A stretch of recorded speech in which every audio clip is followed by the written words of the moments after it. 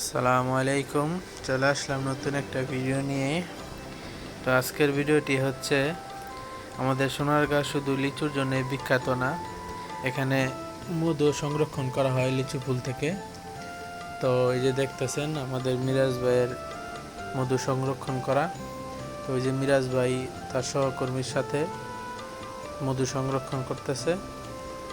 তো এরকম বক্স করে মধু সংরক্ষণ করে। এই যে দেখতেছেন এটাকে আমরা চাষের মধু বলি। তো আজকের মধু লিচু ফুলের মধু। তো এই লিচু ফুলের মধু, এই যে সুন্দর লিচু ফুল ফুটছে, তো এখান থেকে লিচু ফুলের মধু মৌমাছি দ্বারা ওইগুলা বক্সের ভিতরে জমা করে। তো মৌমাছি মানে পালন করে আর কি। তো এটা অনেকে জানেন আপনারা।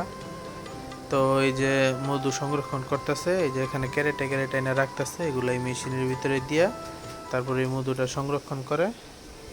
তো এই যে দেখতেছেন মধু সংরক্ষণ করে কিভাবে। এই যে মিরাজ ভাই মধু সংরক্ষণ করতেছে ওনার সহকর্মীর সাথে। তো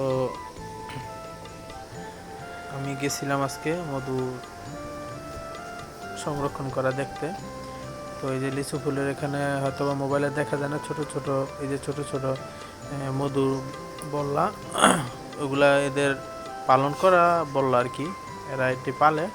তো এই বল্লা দিয়েই ওরা মধু সংরক্ষণ করে। প্রতি সপ্তাহে একবার বা 4 দিন 5 দিন একবার মধু টান দেওয়া হয় যখন ফুল ফুটে তখন।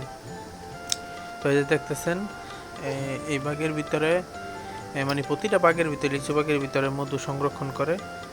তো এরকম বক্সের ভিতরে মৌমাছি থাকে।